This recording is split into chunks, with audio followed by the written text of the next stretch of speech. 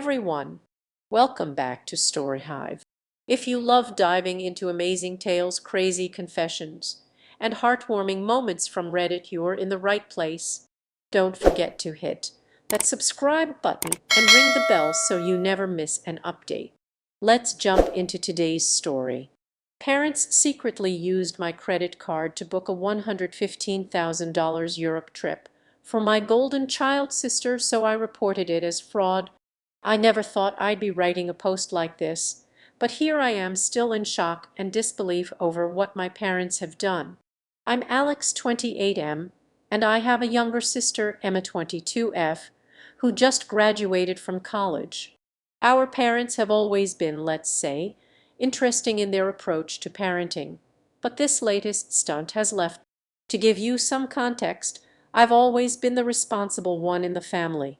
I worked hard through school, got scholarships, and landed a good job in finance right out of college. I've been financially independent since I was 22, and I'm proud of what I've accomplished. Emma, on the other hand, has always been the baby of the family. Don't get me wrong, I love my sister, but she's definitely been coddled by our parents. Growing up, it was always clear that Emma was the favorite. She got the newest clothes, the latest gadgets, and was never expected to get a part-time job or contribute to household chores. I tried not to let it bother me too much, focusing instead on my own goals and future, but sometimes the favoritism was hard to ignore. I remember one particular incident when I was 16 and Emma was 10. I had been saving up for months to buy a new gaming console. The day I finally had enough money, I excitedly told my parents I was going to the store to buy it. To my shock, they said, "Oh, we already bought one for Emma last week. You can share hers." I was devastated but swallowed my disappointment and tried to be happy for my sister anyway.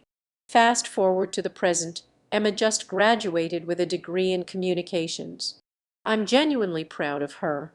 She worked hard and deserves to celebrate her achievement. I even sent her a nice graduation gift, a new laptop she had been eyeing. Last week, I got a call from my mom. She was bubbling with excitement, telling me how they had planned the perfect graduation gift for Emma, a month-long tour of Europe. I was happy for Emma, thinking it was a generous gift from our parents, but then came the bombshell. "We used your credit card to book it all," my mom said casually, as if it were the most normal thing in the world. "We'll pay you back, of course, but we needed the points from your card to upgrade some of the flights and hotels." I was speechless. I couldn't believe what I was hearing. When I finally found my voice, I asked how much they had spent. The answer made me feel like I'd been punched in the gut. $115,000. $115,000 on my credit card without my knowledge or consent. "Mom," I said, trying to keep my voice steady, "you can't just use my credit card without asking me. That's illegal, and $115,000 is a lot of money." She brushed off my concerns. "Oh, don't be so dramatic, Alex. It's for your sister's graduation. We're family, and family helps each other out. Besides, we're good for it. We'll pay you back eventually." Eventually. What did that even mean? And since when was $115,000 something to be casual about? I tried to explain to my mom why this was such a big deal, the impact on my credit score, the fact that I might need the credit limit for emergencies, the sheer violation of trust, but she wasn't hearing it. "You've always been so selfish," she said, her tone turning cold. "Can't you just be happy for your sister? This is her big moment, and you're trying to ruin it with your penny-pinching ways." I couldn't believe what I was hearing. I was being called selfish for being upset about an unauthorized $115,000 charge on my credit card. I ended the call feeling a mix of anger, hurt, and disbelief. Over the next few days I tried to talk to my dad, hoping he might be more reasonable, but he echoed my mom's sentiments, telling me I was overreacting and that I should be more supportive of my sister. Emma, for her part, seemed oblivious to the whole situation. When I tried to talk to her about it, she just gushed about how excited she was for the trip. I felt like I was going crazy. Was I really the unreasonable one here? I decided to call the credit card company to dispute the charges, but to my horror, I discovered that my parents had used my card details they had in case of emergencies to book everything online. The credit card company said that since I had given them my details, it wasn't considered fraud. Now I'm stuck with a $115,000 bill, a maxed out credit card, and a family who thinks I'm being selfish. I'm hurt, angry, and feeling betrayed by the people who are supposed to love and support me. I don't know what to do. Part of me wants to cancel the whole trip, but I know that would cause a huge family rift. Another part of me wants to just pay it off to avoid the drama. Plus, I'm worried that if I let this slide, it'll set a precedent for future financial abuse. Am I overreacting? Should I just suck it up and pay for my sister's vacation, or should I stand my ground, even if it means potentially damaging my relationship with my family? I feel lost and could really use some advice. Update 1. Thank you all for your supportive comments and advice. I was honestly shocked by the overwhelming response to my post. Reading through your comments made me realize that I wasn't crazy for feeling violated and angry about this situation. Taking your advice, I decided to take action. First, I called my credit card company again and escalated the issue. I explained the situation in detail, emphasizing that while my parents had my card details for emergencies, I had never authorized this specific use. After some back and forth, they agreed to investigate the charges as potential fraud. Next, I sent a group text to my parents and Emma asking for a family Zoom call to discuss the situation. I wanted to give them a chance to make this right before taking more drastic measures. The call was intense, to say the least. I started by calmly explaining why their actions were not okay, the legal implications, the breach of trust, and the financial strain it put on me. I told them I had reported the charges as fraudulent and that they needed to cancel the trip immediately. My parents' reaction was not what I hoped for. They were indignant, accusing me of being dramatic and trying to ruin Emma's graduation celebration. My mom went as far as to say, "We raised you, clothed you, and put a roof over your head. The least you could do is help give your sister the trip of a lifetime." I took a deep breath and replied, "You chose to have children. Providing for us was your responsibility as parents. It doesn't mean you get to commit credit card fraud in my name." Emma, who had been quiet until this point, suddenly burst into tears. "I can't believe you're trying to ruin my graduation gift," she sobbed. "You've always been jealous of me. Why can't you just be happy for me for once?" Her words stung, but they also strengthened my resolve. I realized that this pattern of entitlement and favoritism ran deep. "Emma," I said, trying to keep my voice gentle but firm, "I'm happy for you. I'm proud of your graduation. But this trip was booked illegally, using my money without my permission. It's not a gift from me, and it's not okay." My dad, who had been uncharacteristically quiet, "Son, we didn't think it was such a big deal. We've always had access to your card for emergencies. We just thought as family it would be okay this one time." I couldn't believe what I was hearing.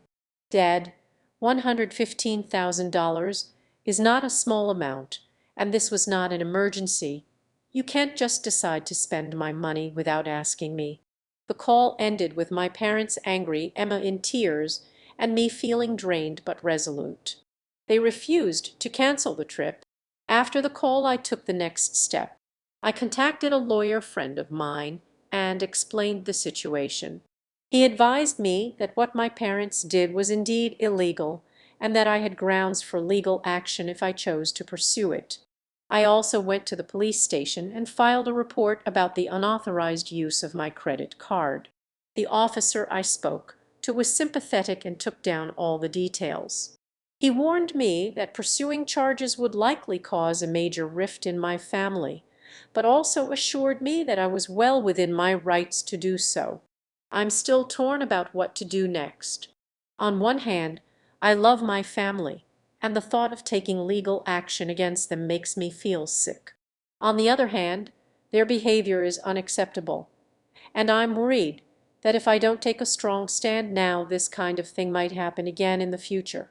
I've reached out to a financial advisor to discuss my options for managing the debt and mitigating the damage to my credit score. For now, I'm trying to focus on getting my finances back on track and dealing with the fallout of this situation. I've decided to take a break from communication with my parents and Emma while I figure out my next steps. Thank you again for your support. I'll keep you updated as things progress. Update 2. Thank you all for your continued support and advice. The past few weeks have been a whirlwind, and I appreciate everyone who has reached out with words of encouragement and practical advice. Here's where things stand right now. After filing the police report and getting legal advice, I decided to pursue the matter further. I spoke with a few attorneys and most confirmed that my parents' actions were indeed illegal, and I had a strong case for recovering the funds and potentially taking action for damages. However, the consensus was also that pursuing legal action would likely irreparably damage my relationship with my family. I was torn between standing my ground and preserving my relationship with my family. I decided to try one more time to resolve things amicably before making any final decisions. I sent an email to my parents and Emma outlining a proposed resolution that involved them covering a substantial portion of the charges immediately, with a clear plan for repaying the remainder over time. I also requested that they acknowledge the breach of trust and commit to not using my financial information without permission in the future. To my surprise, my mom responded with an email agreeing to my terms, though it was clear she was still resentful. She wrote, "We'll pay you back as agreed. We are sorry for the misunderstanding, but it was never our intention to hurt you. We hope this can be a lesson in trust for all of us." While her response wasn't a full apology, it was a step towards repairing our relationship. My dad also agreed, though he remained somewhat distant. Emma, meanwhile, has been less communicative, but has expressed her gratitude for the resolution. I've since worked out a repayment plan with my parents, and they've started making payments. My credit card balance is slowly coming down, and my financial advisor has helped me address the damage to my credit score. I'm still feeling the emotional weight of the situation, but I'm hopeful that with time, things might improve. For now, I'm focusing on healing and moving forward. I've set boundaries to ensure that my financial information is not misused in the future, and I'm trying to rebuild trust with my family in a way that feels healthy for me. Thank you again for all your support and advice. Your insights have been invaluable during this difficult time. I'll keep you posted if there are any major developments. Thanks for tuning in to today's Reddit story. If you enjoyed it, please give this video a thumbs up and share it with your friends. And if you haven't already, make sure to hit that subscribe button and ring the bell so you never miss out on more amazing stories. See you next time.